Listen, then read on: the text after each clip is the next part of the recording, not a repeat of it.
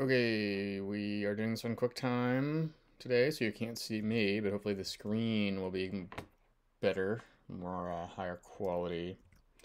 It's tutorial number 3 of the MLB Dashboard. We probably just have two left, two or three maybe.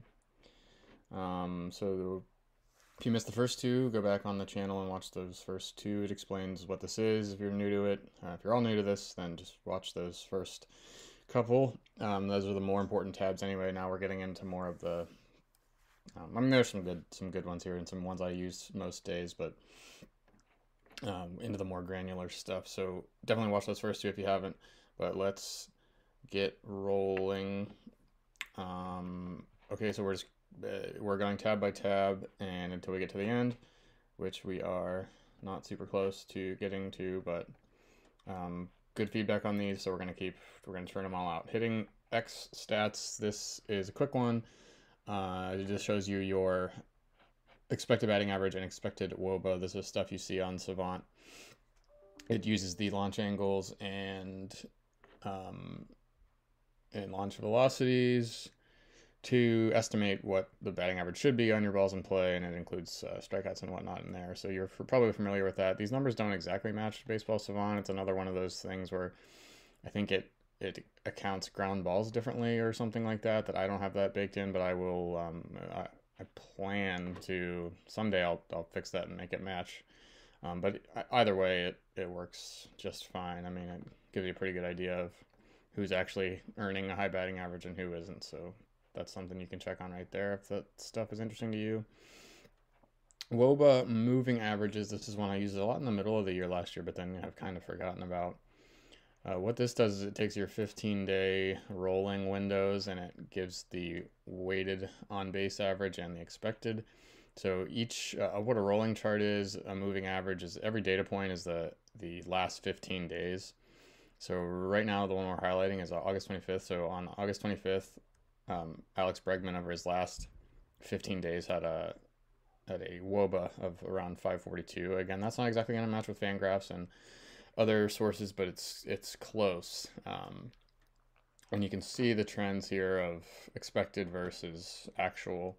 So typically when you see the expected go up, you'll see the actual follow it, and those should work in concert with each other. But take like Christian Walker. I don't know. It's pretty much just useful for seeing the trends, how a guy is performing over the course of the year.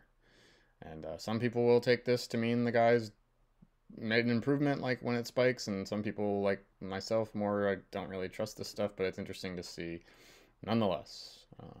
Okay. H splits, meaning hitter splits. That doesn't make any sense when you see it, but when you click on it, it becomes more clear. Here's just statistics against each pitcher hand. Self-explanatory, no reason to go further. P splits is pitcher splits, same thing. These are the pitcher split statistics against righties and left-handed batters.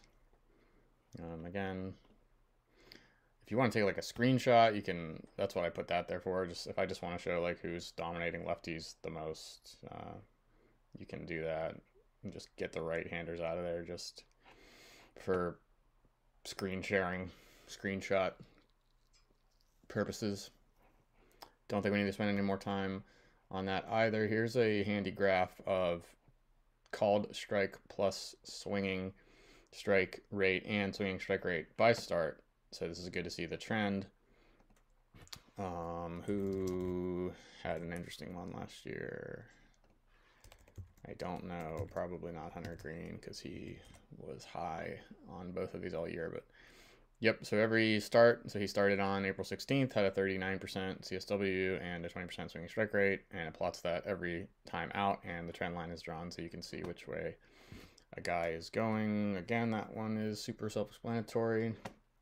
Exit velocity percentiles, this is a good one. If you're not familiar with this, it turns out that like 90th percentile exit velocity is a better just a better number for showing the true power than max, because max is one event, 90th percentile is factors all of the events together, and it says, okay, what's your 90th percentile mark? I mean, it's not your max, but it's, if you hit 10 balls, the the 9th hardest one will be your 90th percentile mark. So that's a way to think about that. And it's a good way to see the biggest power hitters, and that tends to map very well. You can see these guys. All the big names are near the top here. So 90th percentile is a little bit better than using max. It's harder to find out there, but it's here. So you have it there. I also did 75th, 25th, standard deviation, and average launch angle in there as well. The one thing I like to do is, okay, like, yeah, you have, I'm getting a message for work. We're going to finish this. Yandy Diaz, right? High 90th percentile exit velo, but a low angle, so you know that he's not hitting homers, and he's not really, shouldn't be expected to, because he's hitting all these balls on the ground. So what you can do here is just, give me the guys that had an average angle above 10 degrees, and then resort that. We could even go up to 15 degrees and see. So Schwarber and Trout kind of took the cake there in terms of hitting the ball in the air on average, and hitting it very hard. Man, there's like 4 messages now. People are messaging me for work, but I think, okay, they can wait. We'll just do a few more tabs. These next two go together. This is a cool one. I added this. I don't even know if I had this in season last year. I think I added it in November or something, but LA meaning launch angle analysis. It shows a histogram of batted balls. So you have like just the full leaderboard here on the left. First of all, always set a filter here on balls in play. Anytime you see BIP, that's going to mean balls in play. So I'm looking for only hitters that put 100 balls into play. So then you can see, like, okay, who had the highest median, who had the highest average, and who had the highest standard deviation. That's not a good thing to have a wide standard deviation, because that means just like you're not really controlling it at all. It's kind of random. You're putting balls on the ground a ton, and you're popping them up a ton too. It's just not really what you want to see, and you can see that reflected here. If you're not familiar with histograms, I would get familiar. I don't really want to spend time explaining that, but basically it's just, let me just take an example. Let's look at Kyle Tucker. So he hit 56 balls between 25 and 30-ish degrees. So each bar represents a range of angles, and the height of it shows you how many balls went in there. So this is a pretty good thing here for Kyle Tucker. A lot of the tallest bars are between 10 and 40 degrees, and that's where most of the homers come from. You're really looking for high bars around 20, and the color of them show your average velocity in each bucket as well. So what you really want are you want low standard deviations, but a good average launch angle. So that would be like between 15 and 25. And so yeah, you can filter that there. We're looking at the table on the left now. So I want to see all the hitters that had an average angle between 15 and 25 degrees, and then show me who had the lowest standard deviation in there. And you see Mike Trout, Eugenio Suarez, Ryan Mountcastle, some pretty good, obviously successful power hitters. But then you see some other guys like Ryan McKenna. Problem is that 100 balls in play isn't that many, and you can see kind of, if we go, let's go to 300, and some of that noise will go away, and we'll see more like tried and true power hitters. So really good tab here. I use this a lot to see how guys are hitting the ball, how they're putting it in play, and who's been most consistent. Good stuff there. Launch velocity analysis is very similar, but it doesn't take into account angles. Again, take 300, so you get the highest average. This is all stuff you can actually just get from the exit velo percentile, so it's a bit redundant here. But what you can do here is look at only the fly balls. So you're going to want to drop this down. If you're filtering on a ball and play type, lower that to like 50 or something. So who of all the hitters that had 50 fly balls hit, who had the highest average velocity? Aaron Judge, of course, William Contreras, and you can see that. So that's good for finding power hitters as well, because you don't really care who's hitting the ball that hard if it's on the ground, but it's not useless, but it's still a good signifier of swing speed. But it's nice to be able to just like, okay, just show me the fly balls and line drives, where these home runs come from, and who's hitting it the hardest. And the standard deviation is on here as well. Okay, batter versus pitch type, this is hitter stats. I almost never use this one. I think it's too granular, but some people like it. You can go ahead and see how Aaron Judge fared against each pitch type. So there you have it. He saw 802 four-seamers last year and did quite well. 32% barrel rate, 78% contact rate. I hit 342 on them, and slugged 802. Another thing you can do here is show a leaderboard. Just go ahead and pick one pitch. So if we want to see who did best against four-seam fastballs, filter it to people who saw at least 500 of them, and take the, sort by barrel rate or whatever you want, and there's your leaderboard for highest barrel rates against four-seam fastballs last year. You can do that with any pitch you want. Be mindful of the fact that cutters aren't thrown very often, so you're going to want to drop the threshold down to 100 or so there, and that gives you more information like that. So if you really just general tip is to really keep in mind the filters you're putting on. Like I just said there, you might have put 500 four-seam fastballs, and then if you switch the pitch type, you're not going to see any hitters with 500 cutters, and you might just think the thing broke because the table is blank, but you have to remember what you did before and remember to reset these filters. You can also look at just pitches in the strike zone. So if we want to see 100 hitters who saw at least 150 four-seam fastballs that were in the strike zone and who did the best against there, you can see Matt Carpenter slugged over 1,000 against four-seamers in the zone, but only 158 pitches in that sample. So a lot of ways to use this one for getting more custom performance reports. New pitch tracker. This is a work in progress.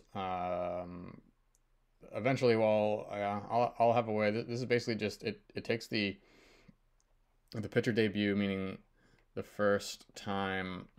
Let's take the Ohtani example.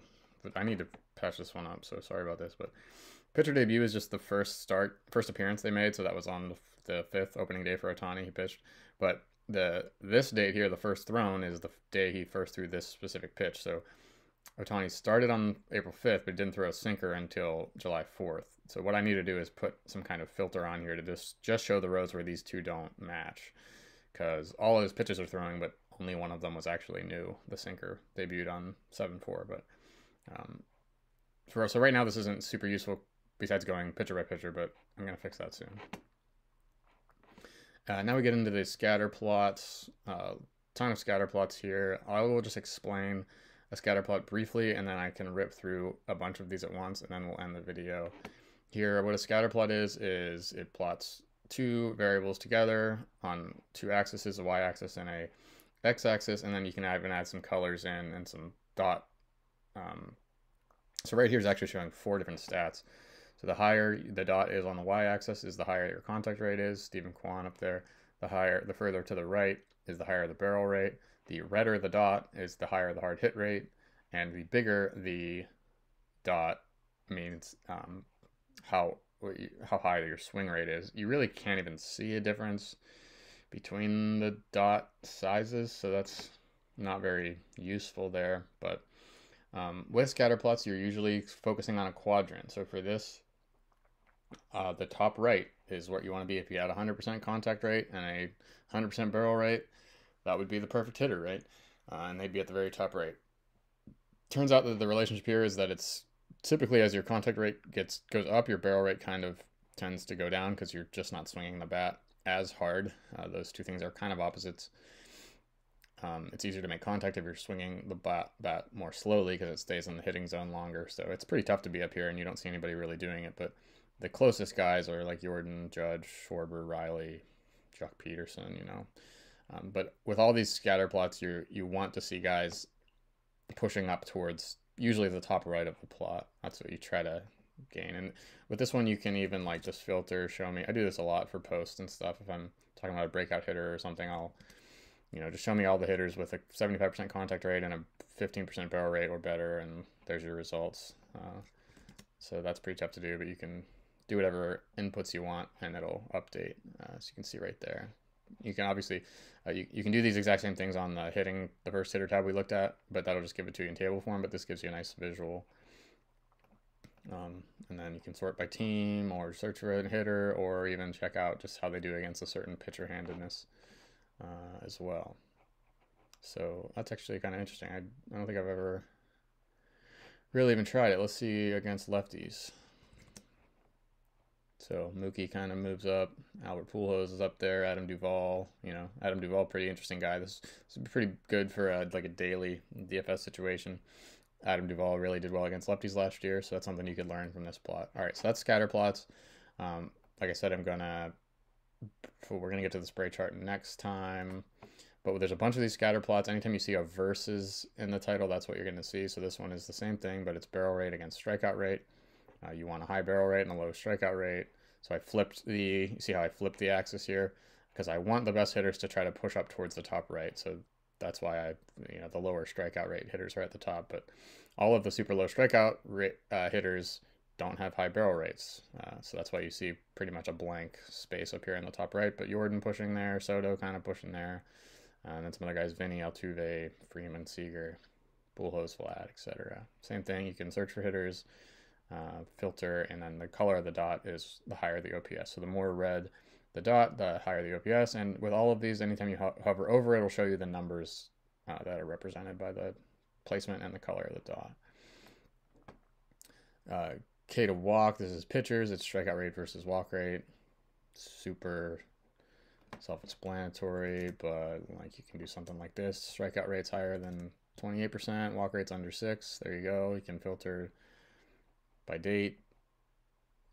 Just if you're dropping the date range though, just make sure you drop the game started threshold, because if you're looking for 20 starts and you're cutting off half the season, nobody's going to be there, so just be mindful of that.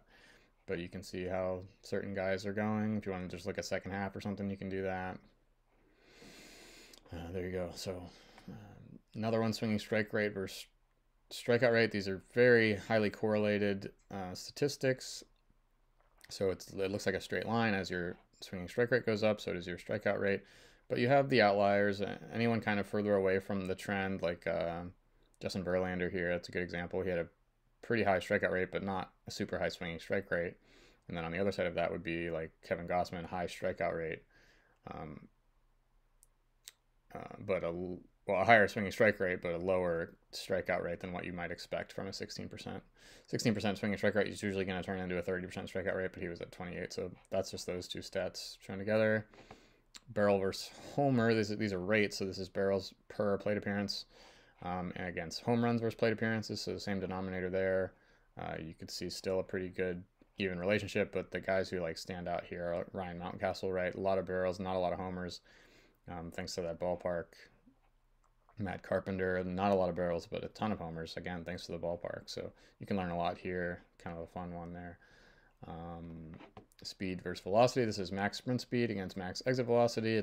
There's no real relationship here, but you can see again, it's the guys pushing towards the top right are the super fast guys that hit the ball super hard. O'Neal Cruz pushes this, when he showed up, it pushed the whole boundaries up. So the guys in the bottom left aren't what you want, and the guys at the top right are what you want. Those are the super high upside players that can hit homers and steal bases. Helpful to just like sort by a team or something there, cut down on the number of dots, and you can filter as well. Show me all of the fast players that also had a high max exit velo. So, okay. Launch angle versus launch velocity. This is average launch angle against average launch velocity. Same thing. Every player, top right is better, higher angle, higher velocity, and some interesting names stand out there like Stone Garrett and Zach Collins, but most of those guys are lower sample players, so you can kind of raise that up and see more of but yeah. And the redder the dot is the higher the barrel rate, so.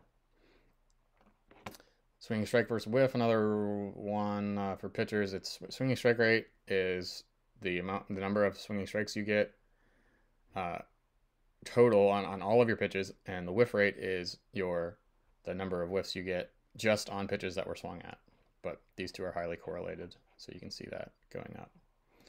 But anybody that is way far away from the line deserves maybe a second look or to figure out like what's going on. How do they have a high whiff rate but a lower swinging strike rate? Things like that. And that is it for the scatter plot. So it looks like that was a lot of them. We got a long way here, so maybe just do one more video this week or next and be done with it. So hope that helps. Leave your comments if you have any and send me your questions.